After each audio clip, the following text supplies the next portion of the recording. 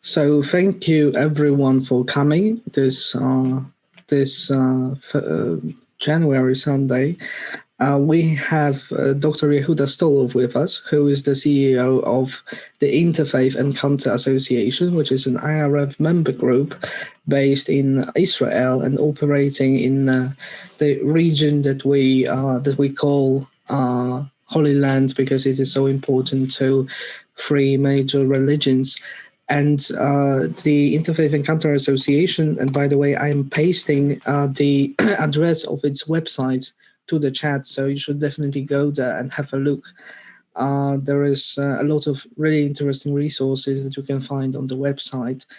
And the work that it does, I'm sure we will hear a lot more details from Dr. Stolov in a moment, but it focuses on bringing together Jews, Muslims, and Christians in this rather difficult, challenging setting of the Middle East, which is certainly difficult. And I've always had great admiration for the dedication to the cause that allowed them, the whole team, all the people involved, to persist in those efforts for so long, because I think it's been quite a long time. And after the presentation, which will be probably up to 20 minutes, you can ask questions, of course, but you can also simply share what's on your mind, some thoughts. And please remember to indicate that you want to speak by using Zoom's raise your hand feature, or just simply raising your hand. And for the duration, we have another participant. And for the duration of the presentation, I will mute everyone. So when you want to speak, first raise your hand, then I will call you and invite you to speak. And when I do that, please unmute yourself. I cannot do it, unfortunately. You have to do it yourself. Please remember about it. And hello to Betsy from our US chapter. Yehuda, please, I give you the floor. Just a second, I will put you in the spotlight, which is to say I will pull up your video.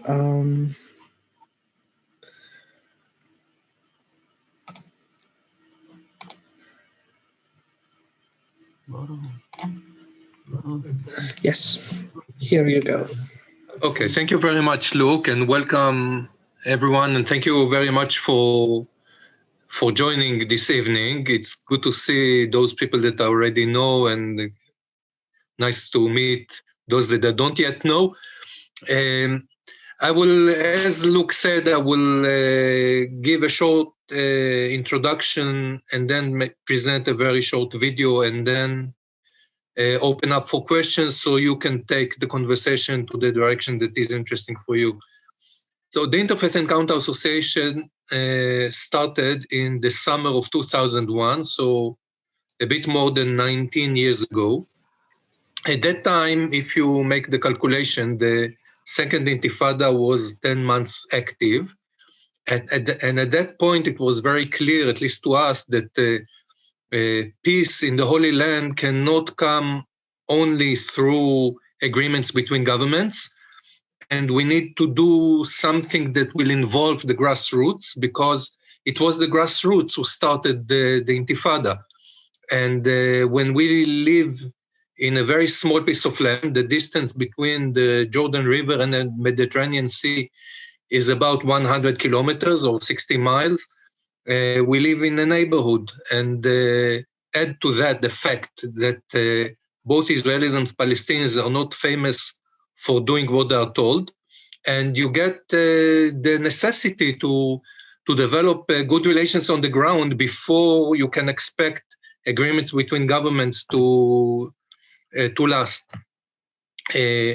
When you come to work from this perspective, you have to include everyone, because if you include only those who agree with you, then you end up with not so many people. And if you want to change the reality on the ground, you need many people to join. So from the start, we decided that we do not have any political views as an organization, And we are also not going to talk about political issues or historical narratives, because when you bring people who disagree with each other and you talk with them about these subjects, very quickly you end up with an explosion, which is not a good idea if you want to connect them. But people need to talk about something, and this something has to be something of meaning, because if the conversation is superficial, then people do not really get to know each other and they do not connect. So the group that started the organization, we had a lot of experience with interfaith dialogue. For us, it was very meaningful. For us, it was eye-opening. It introduced us to the other, each one to whoever the other is for them. And we thought that this could be a very effective tool to bring people together. We will invite them. They will talk about their customs, their traditions, their religions, their faiths.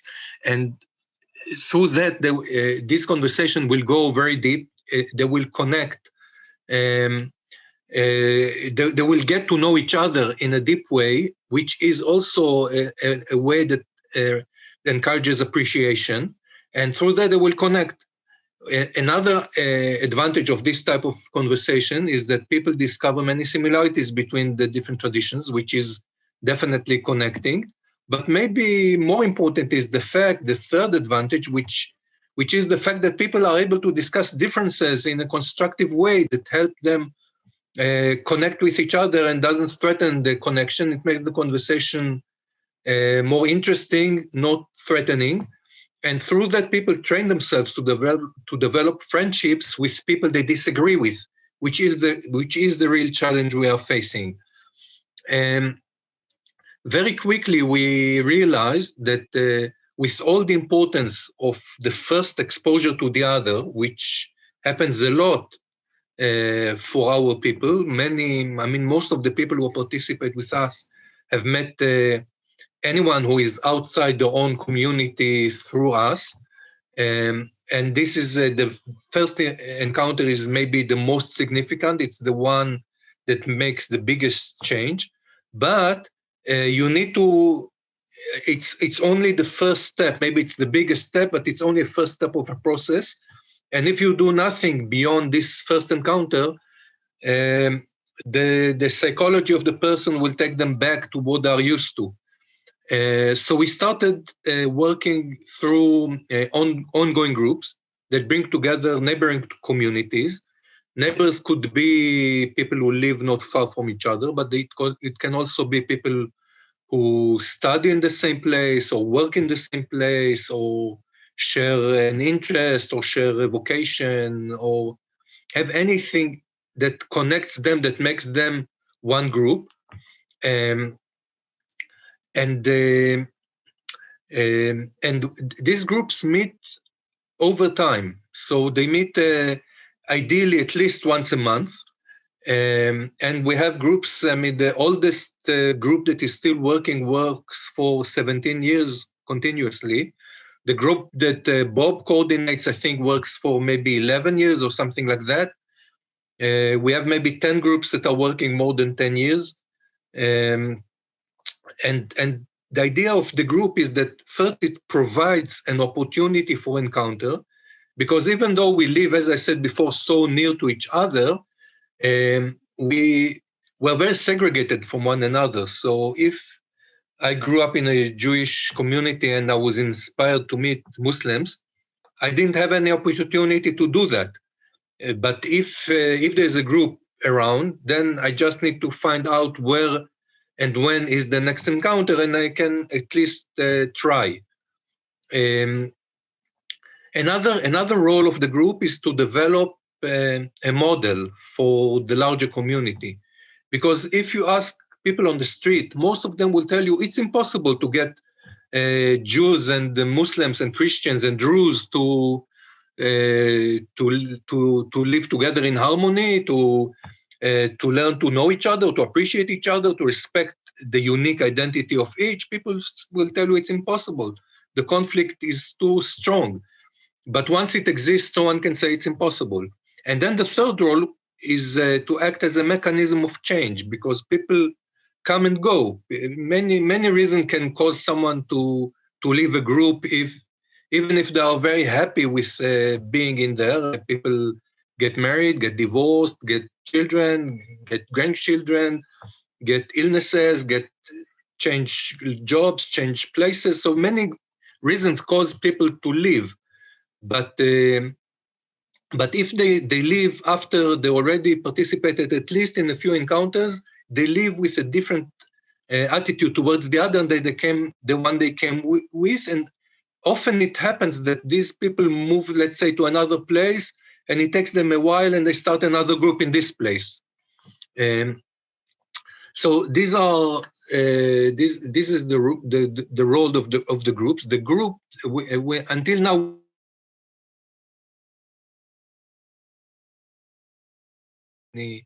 contexts all over the country. Right now, I mean, before Corona, about 44 of them were active, but some of them stopped after working for 15 years or 12 years or numbers like that. With Corona, we started another process of responding to the pandemic. At first, like everyone else, we were in a kind of shock, and it was for us. It's so important for people to look each other in the eye, to have the human contact, which create miracles. So what do we do when people cannot meet each other? So we started with organizing larger events that are open for everyone. Like obviously, the first one was a prayer vigil for the health of humanity, and so on, other events. But then slowly we started moving groups that of people who already know each other to meet online, and around 12 or 13 of the groups were able to transfer their activity to online, which obviously it had many disadvantages, but it had also some advantages, because suddenly people can join from all over the world. And we have, for example, this group that I told you about before that works 17 years. One of its founders is a Catholic nun that was originally from Malta, and then she stayed in the Holy Land for 55 years, and then she retired and went back to Europe. And suddenly she can rejoin the encounters of that group. So this was very special. Or other people who were always just reading the updates from the different groups, but suddenly they can actually witness what's going on there. And then we had maybe 6 or 7 other groups who were able to meet, who could not move to meeting online, but could meet in person in between waves. So whenever the pandemic was a little bit lower, and it was possible to meet, sometimes outside, sometimes even indoors. So these groups had some encounters. But then the later development was that we were able to start groups of people who have never met each other in person, but are meeting online. So altogether, we have around 20 active groups, which are about nearly half of the groups that we had active before.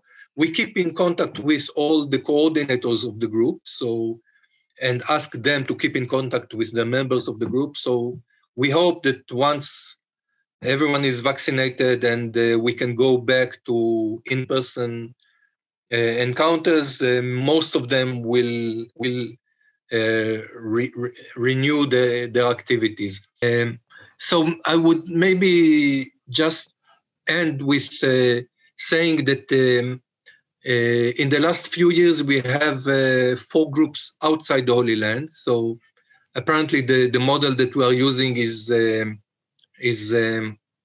relevant and applicable in other places. So you are all welcome to partner with us. You can also see on the website how to do that. You can send me an email or anything else. And another thing that you can do on the website or send me an email, you are welcome to join our listserv. We send out once or twice a week updates from the different activities. And you are most welcome to read them and share them with others. Now I'm happy to hear your comments or questions. I mean, unless Bob remembers something that I forgot that he can add. No, I think you said it all. I'm happy to answer any questions about, our groups, but I think you did. I think you said everything. Okay, thank you. So anyone who wants to say something, you're most welcome. Thank you very much for what you're doing, for what your organization represents.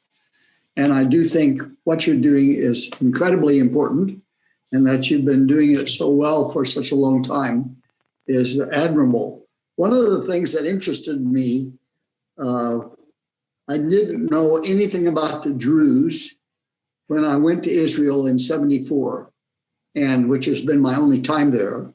But I was staying with an American who had become an Israeli, although he's now a Canadian and went back to Canada. But he was a social worker and worked with the Druze. And so I got to meet Druze and get to know them a little. And I know, for instance, at least at that point, that they were part of the Israeli security forces, which I would believe were the only non-Jews who were in those forces religiously. So would you talk to us a little bit about how you include the Druze and how they and the other Muslims interact? Because I still don't know that much about the Druze, but I know they're quite distinct in some of their beliefs from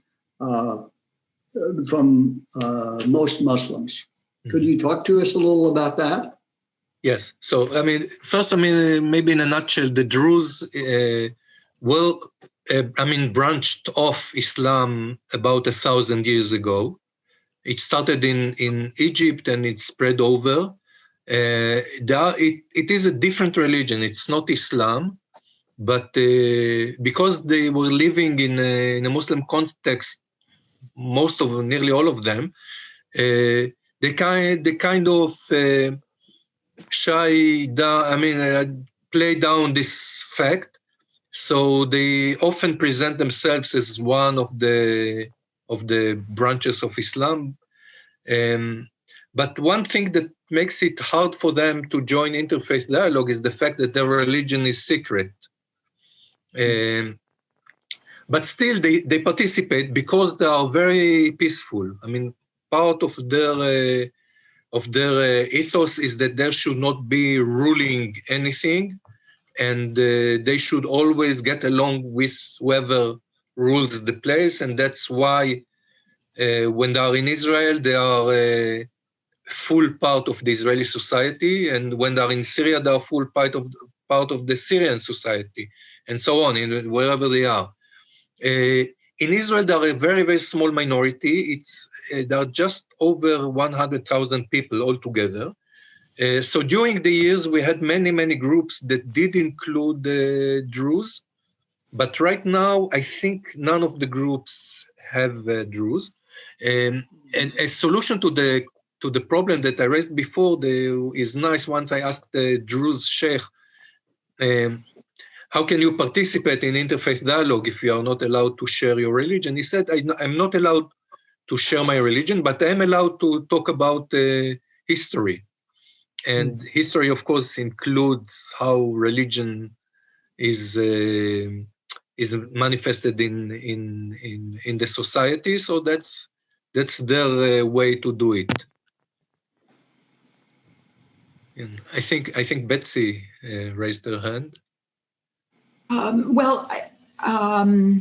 was also curious about the Druze, but I guess more generally, I was going to ask, what proportion of people from different religions participate. And you mentioned Christians. I don't know how many Christians live in Israel.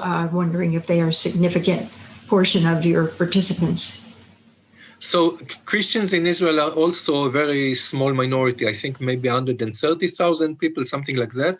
So roughly 80% of the people here in the Holy Land are Jews. Then about 18% are Muslims, and then 1% Christians, 1% Druze. A little bit more Christians than Druze. So obviously, I would expect that most of the groups will include Jews and Muslims, which they do.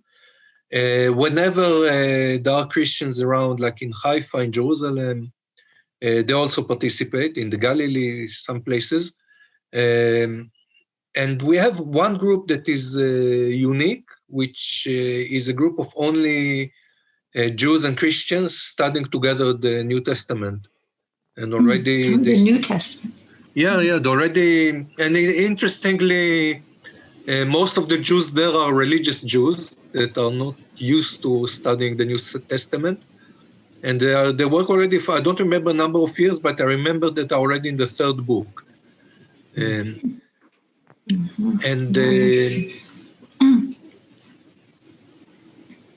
Yeah, I forgot what else I wanted to say. That's very interesting. Thank you. And if I could follow up, I don't see any other hands up in the participants list. Maybe other people would speak up if I gave them the space, but I'll ask one more question. If I remember. It came to my attention recently that one potential in trying to form groups of people of mixed cultures is that people with reasonably good intentions will ask questions that feel offensive to people of other cultures, and they ask me probably out of just their ignorance of the culture and what is a sensitive issue for them, et cetera. How do you find that arises, or do you structure your questions to avoid that, or how do you deal with that?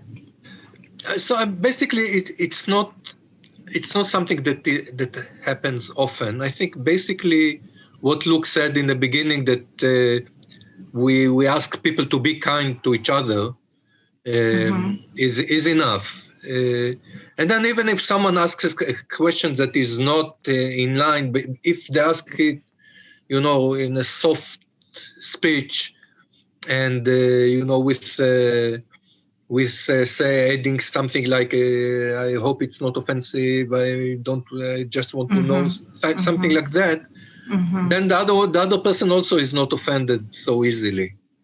And also I think we have to remember that people meet each other over time. So in the first encounter, they will only say who they are, and they say something about themselves and what they expect to get out of participating in the group. And slowly they also know each other more.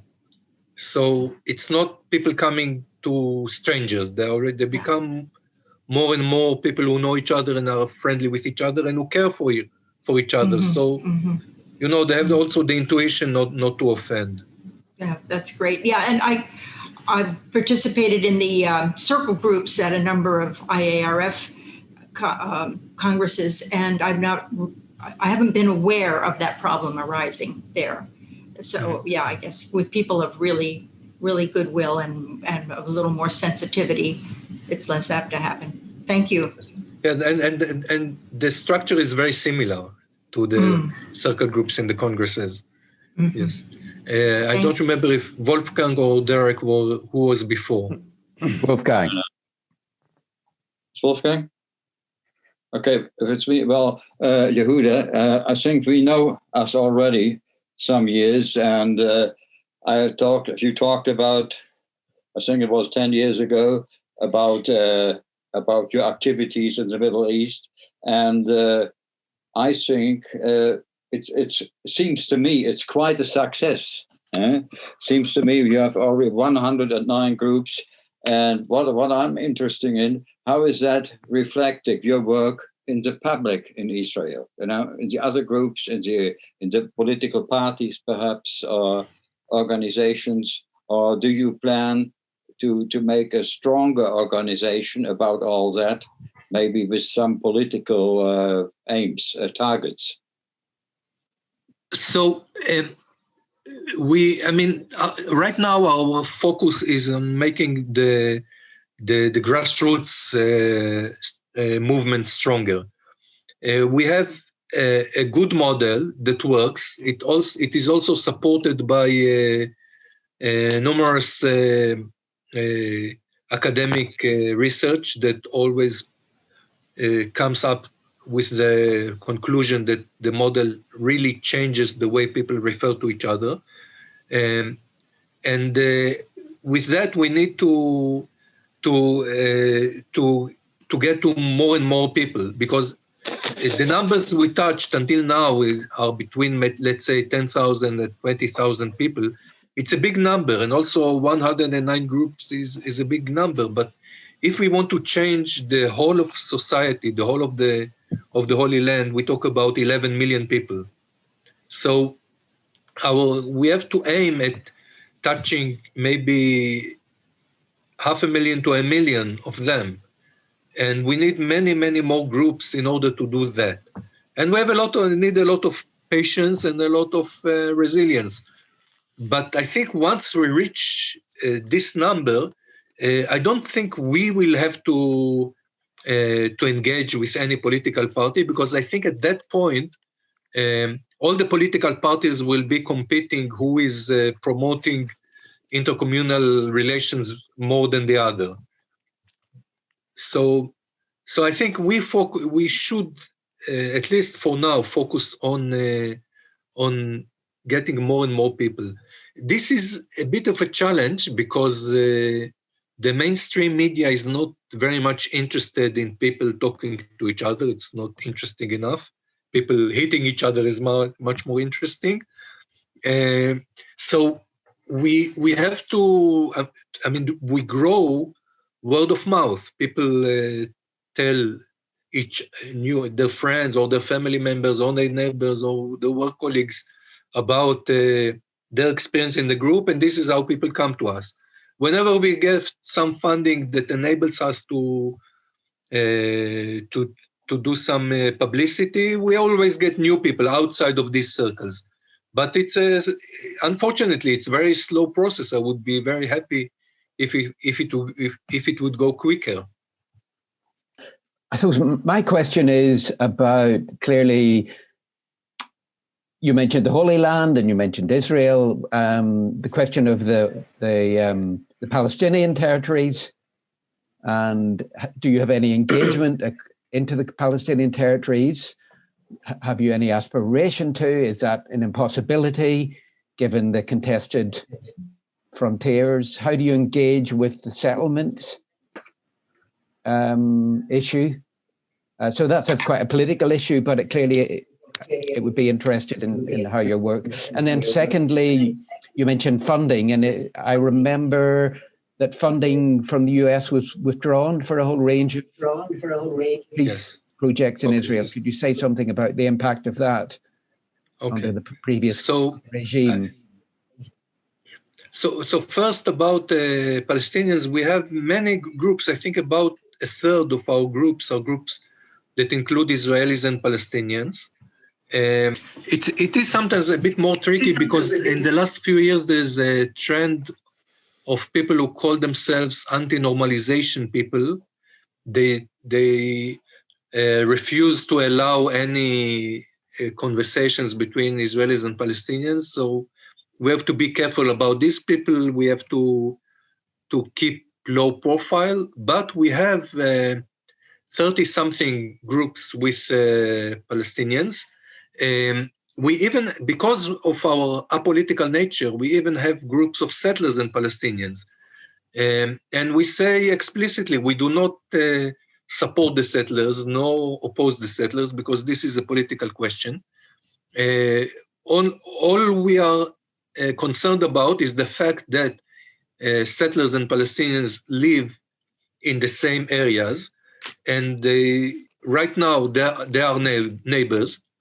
And when they are neighbors, they better be good neighbors than bad neighbors. What will happen on the political area is not of our focus, but we do have groups in several places. Maybe the most surprising group that we have is a group in Hebron, with Hebron settlers and Palestinians from Hebron. And we are, on this Friday, hopefully we are renewing the group in the Nablus area, which is again a bit surprising, but we have also groups in the Bethlehem area and with people from Yatta, people from Jenin, different, nearly all parts of the West Bank. We have connections and some groups with people there. About funding, so I mean, in general, funding is the biggest challenge that we face. So if I just mentioned the Hebron group, I sometimes use it as an illustration. I say it's easier for us to get Hebron settlers to sit together with Palestinians from Hebron than to get to put the cookies on the table. What you refer to is the fact that we were selected to get funding from USAID.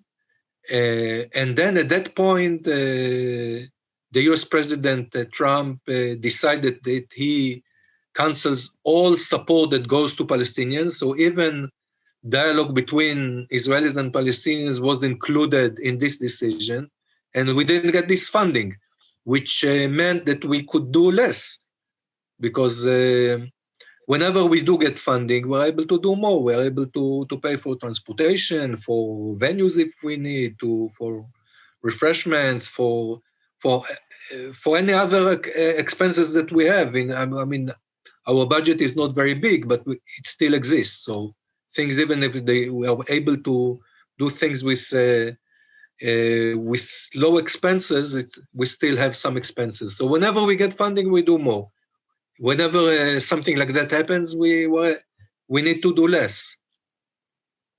Yehuda, I can say just a word or two about the Circle of Light and Hope, maybe, since I guess it was Derek asked about Palestinians. So the group that I've been working with most for many years is mainly Jews and some Christians from the Jerusalem area, and Palestinian Muslims from the Hebron area, and some Christians from the Bethlehem area. All these places being pretty much within a straight line of each other. So this is a wonderful group. It's been going on probably, I can't even count, but probably close to 15 years now. It has been a bit of a challenge since the pandemic hit, because for the Palestinians, it was actually easier for them to meet in person than it is over the internet. A lot of them are not comfortable with doing things on the internet. Some are perfectly comfortable with it, but some are not. So this has been an issue that we've had to navigate. But they've been tremendously dedicated and tremendously brave. One of the ways that we ended up getting more Christians in the group was that we used to meet at a Palestinian Christian hotel in Beit Jala, which is a suburb of Bethlehem. And some of the Palestinians were threatened by some anti-normalization people. So we stopped meeting there for a while and we moved to Tantur, which is a Catholic institute dedicated to interfaith action within Jerusalem. And so the fact that we did in Tantur for a long time allowed us to bring in many more Christians, Tantur students, some of their staff, and it was easier for Jerusalem Christians to get there. So, you know, we adapt and we adopt and we change what we do as needed. The last year has been challenging, but I think everybody knows that, you know, that it won't last forever and we will be able to go back to meeting in person at some point. So thank you very much, Yehuda and Bob. Derek, would you like to follow up or? Okay, thank you, Derek. If I may, I don't see anyone with a hand raised, so I will allow raise the hand. Yes, please. Charanjit, unmute yourself. If you want to ask a question, please go on. Thank you. Thank you, Yehuda. Glad to see you, even though it's not, in person. You have mentioned groups, and of course, some of them may be meeting discreetly because of the situation, political situation, or other situation they might be finding themselves in.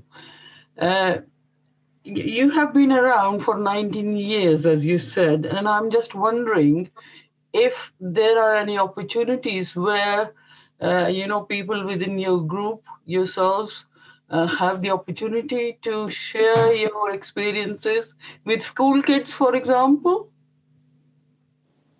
Yes, so we had, in the past, we had a group of 2 primary schools that was working for maybe 15 years or maybe a bit more.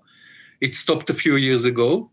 We had 2 groups that paired together high schools, one Jewish high school, one in one case a Muslim high school, in another case a Christian high school. And the connection is wonderful. Of course, in 2020 we had to cancel all these activities because the schools had their own challenges studying through Zoom and other online platforms, so they could not also include encounters, which is always challenging because it's always difficult to find the times that are available for both of the schools. But we managed to do that, and hopefully maybe already in the spring we are able to renew some of that activity. We try as much as we can. We rely on contacts that we have in the schools. It can be a teacher, can be a student, can be a headmaster, or whoever is willing to push it a little bit, and then we help with our models. Okay. When I'm just thinking about the next generation having that experience as much as they can be, because for them, otherwise it's living side by side but not quite connecting, isn't it? Right. And maybe also important is the young adults. We have many groups of young adults, university students and other young people. Thank you very much, Charanjit and Yehuda. I see that David wants to speak, and also Robert. So please, David, and then Robert. Yeah, hi. I'm just I'm very glad to hear that this has been going on, because I haven't heard about this interfaith activity in Israel before. So I'm really pleased it's happening. It sounds really positive to me. I just wondered if I could, I don't know, I don't really want to be political, but we have to, I think we all know, don't we, that America has a huge influence on Israel, and particularly the actions of the previous president, where he was one-sidedly on supporting an Israeli sort of hard line, wasn't he, in terms of what they were doing. So I just wanted to ask, really, maybe this isn't quite on the topic, but how do you feel that the new president, do you think there'll be any improvements coming in with Biden coming to power? So, I mean, usually we're not so much influenced. I mean, we are not influenced by Israeli politics, let alone American politics. We are happy with every, I mean, we don't talk on that level at all. Okay. And even we had once an attempt to start a group of politicians in Israel, but they were not supposed to talk about politics, even though they are politicians. They were supposed to talk about issues of religion and culture and society and things like that from the more theoretical perspective, with the hope that it also influence their activity, but indirectly. So we hope to, I mean, I don't know. Hopefully he will provide more programs that we can maybe join, but I don't know. Okay, thank you. Hi, Hi, Robert. How are you? Good to see you again. I'm Good to sorry I see missed you, the first 5 minutes of what you were saying, but I wanted to ask you a different sort of question about the groups themselves. Can you give us a flavor of the range of subjects that they talk about in these groups? I presume it's not just religious issues, but you know, a wider group than that. So can you give us an idea of the sort of things? Okay. Yeah, with pleasure. So we have, I usually divide it into 4 groups of topics that are all religious, cultural. I mean, sometimes they are mixed. Religion and culture are mixed sometimes with mutual influences. One group is topics that have to do with the year cycle. So if there's a holiday approaching, many groups will talk about this holiday, the meaning, the story in the Bible, and so on. Another group of topics is issues that are related to the life cycle. How do people get married? How do they know each other? Different ceremonies to become adult or other mourning rituals and so on. Then you have another set of topics that have to do with stories or figures that appears both in the Bible and in the Quran. So then you can compare the stories, which is sometimes very interesting.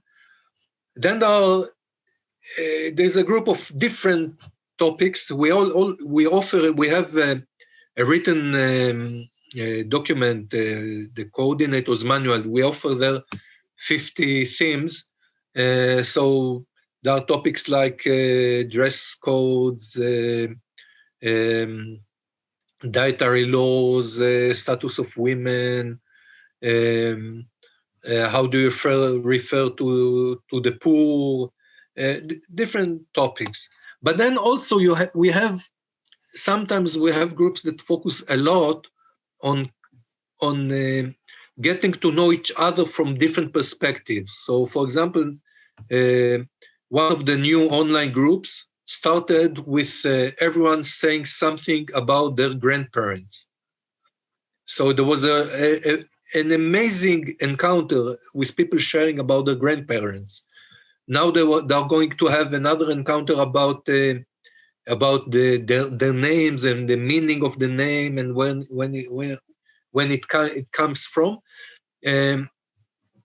So there are also some types of this kind of activities, but I mean the advantage of religious and cultural topics is that we have a very long list of those, and many of them we have also with text, so they're really easily applicable.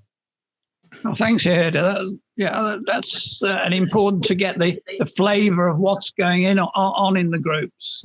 You know, I heard about the politics and everything, but just to understand what people are, how they're interacting. Yeah. So thank you. Thank you. Thank you, Yehuda. John?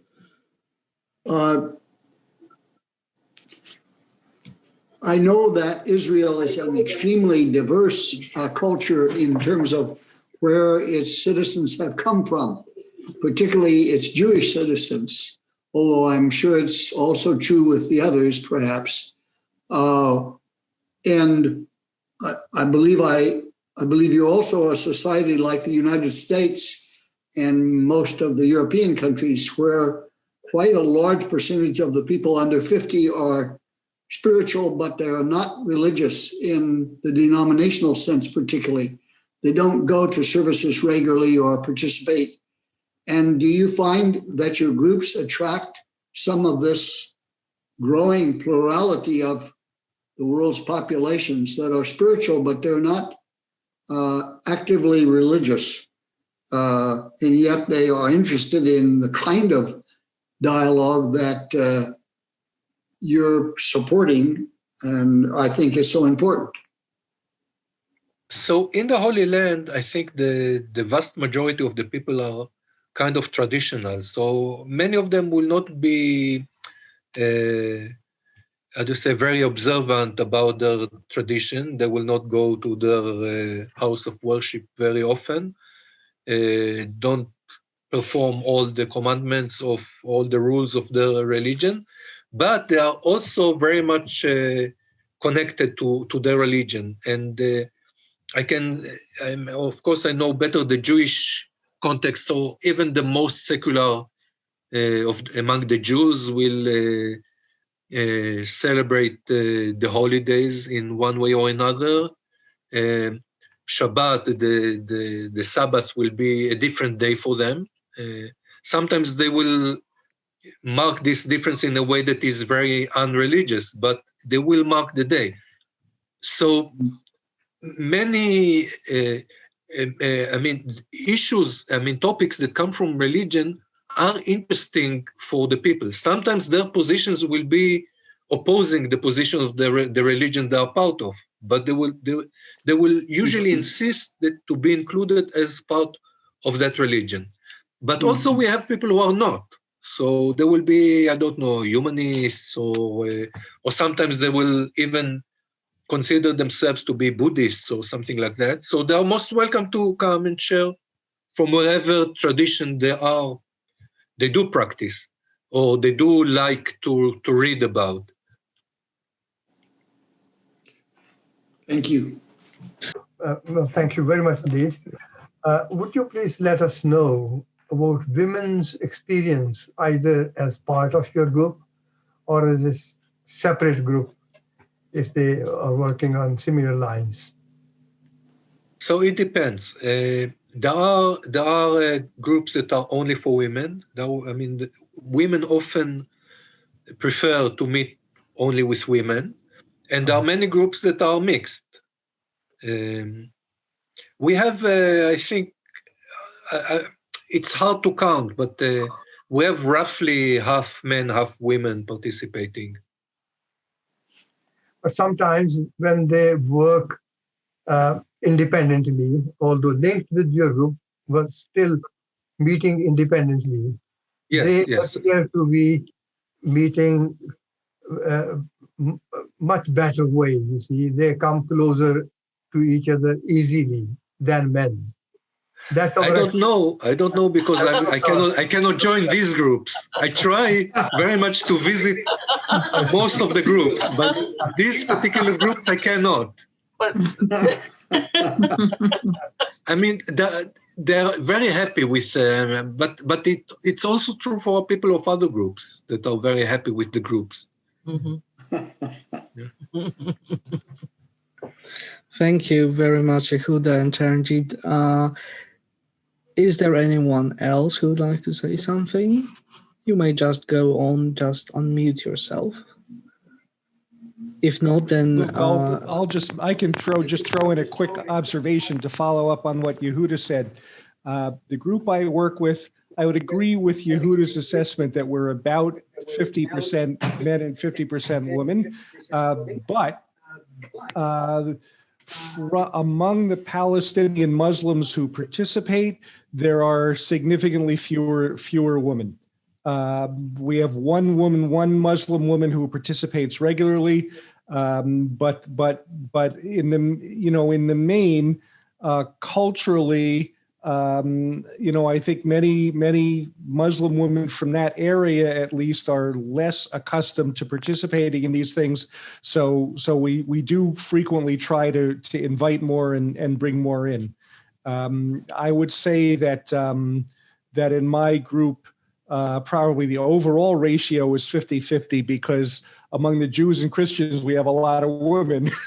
but if you break it down by faith, it's different. So this is one of the cultural issues that we navigate and we work with, from year to year.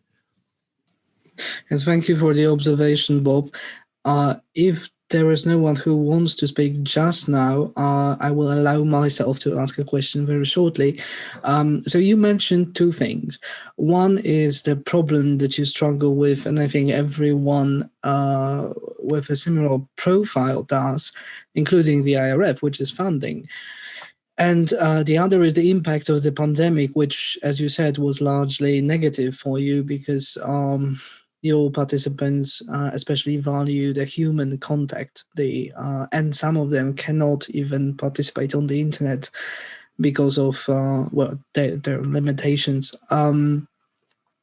But do you think that the experience of the pandemic and the increased number of meetings, events you've held online will have a lasting impact on the way you work in the future, perhaps to alleviate some of the financial problems? Because, there is no cookies you have to place on the table if you are doing it online, unless of the virtual kind. And it's, of course, nothing can replace human contact. I realize that perfectly. But do you think that something will come out of the experience of the pandemic that maybe in the large urban populations which are accustomed to working online and also have become more familiar with the workflow because they had to work remotely? Do you think it will have an impact on you? Thanks.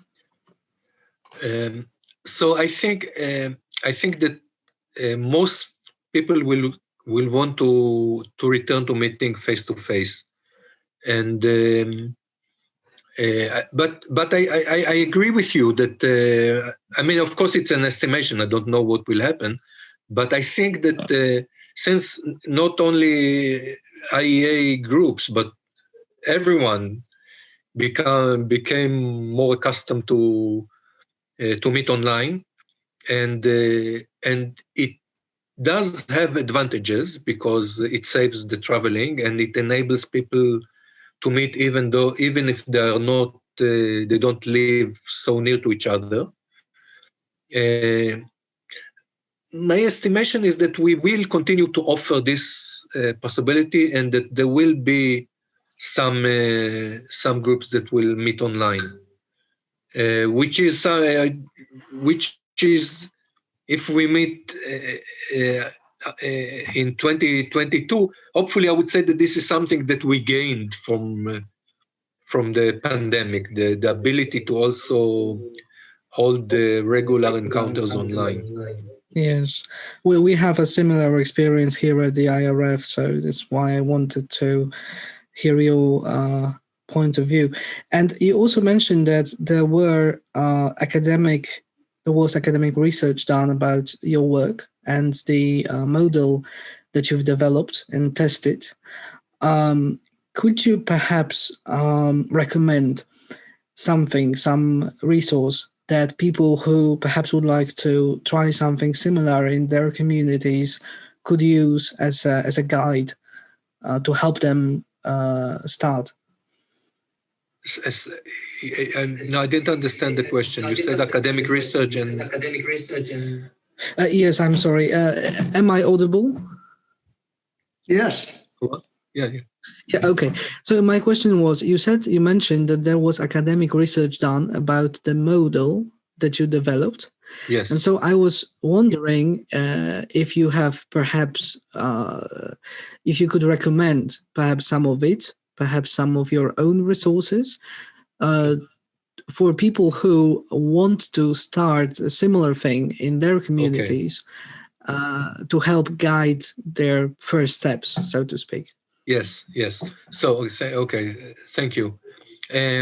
So, I mean, first about the academic research, we have 5 papers published on our website, so people can read them. Most of them are from the Bar Ilan University and one from DePaul University. About starting activity, we have the coordinator's manual that covers all aspects of running a group, all aspects that we could think of. Occasionally, we need to add a page. We have that in English, in Hebrew, and in Arabic. So anyone who is interested in starting a group, I can share this manual with them. Thank you. So it's called a coordination manual. Yeah, okay. Thank you very much, Yehuda. I think it will be very helpful. Is there someone who has a question or an observation they would like to share? Johannes, please go on. Yes, unfortunately I missed the first 10 minutes of your presentation, but do you work also in schools in Israel, like working with younger people and, for example, in primary schools or in secondary schools or something else? Yes, so I did mention before, but I will briefly say that we have groups that pair schools. We had for a very, very long time a pair of primary schools in the Upper Galilee. We have a pair of schools in Jerusalem, a Jewish school and a Christian school, and we had another pair of schools, one in the Tel Aviv region and one in Baka El Gharbia, a Muslim school. We have many groups of young adults, and we also have cooperation with 2 universities, which I didn't mention before. So one of them is the School of Nursing in the Hebrew University, where people get take a seminar about cultural competence, it's called, and they learn about each other's cultures. And the another one is in Bar Ilan University. So in both cases they get credits. So it makes it much easier to recruit participants, but it makes the group change every year. So we offer, at least in Bar Ilan University, we started to offer an alumni group. We need to get it off the ground because often people take this class in the last year, so they are not there for the next year. But hopefully we will manage to get it going. Thank you very much, Yehuda. I received a question from Louis Stone. I will read it aloud. Regarding the use of Zoom in the future, is there enough web capacity, bandwidth in all neighborhoods for video and audio to work enough so people can participate? It's an excellent question because many of the people who do not participate are unable to do so because either they don't have the technology. Some of the, let's say, Bedouin women in the Negev, they don't have even smartphones, never let alone computers. Some people do have smartphones, but they don't have a reliable internet connection. So yes, so I mean, in many cases, it's hard for people. And my assessment that there will be people who will be wanting to continue meeting online. It's probably in cities and towns where internet connection is more reliable. John, would you like or? Yes, I'd just like to say that I've been very inspired by knowing more about your organization and hearing about it today. And I think it's extremely useful for an organization, an international organization like ours. And so I do indeed hope that the sort of thing that you're doing, more of us can do throughout the globe. And I thank you very much for the hard work that you and your colleagues have done in Israel, and I hope that you'll be a good inspiration to the rest of us. Thank you very much. Thank you very much, and thank you very much to everyone for being with us. And hopefully we will continue to be in touch and meet in person when it's possible. Yes, very much so. So if anyone is interested, I think you can, just like Yehuda said, you can go to the website. You can see a lot of materials on the website, and you can sign up for the newsletter, which I believe includes invitations to various events and online events among them, so that I think there will be an opportunity for you to take part in in an online meeting of one of IEA's groups. So I would very much recommend it. And if we have still time for one question, is there a question, or will we be wrapping up? No, I did not. I gave that little thumbs up symbol there just because I was agreeing at that time with John's appreciation for what Yehuda and colleagues have done. I see. I mistook it for a raised hand. Yeah. So, yes, thank you, everyone, for being with us. And most of all, thank you, Yehuda and Bob, for your time. And please follow our Facebook and website. We will be having these meetings in this format throughout the year. And once again, I really encourage you to have a look at the IEA's website. The link is in the chat, so you can go there directly and consider supporting it with a small donation if you can afford it. It's certainly a worthwhile cause. So, Yehuda, would you like to say something, or can we? No, just thank you again for being this, for coming here this evening, and hopefully we continue to be in touch.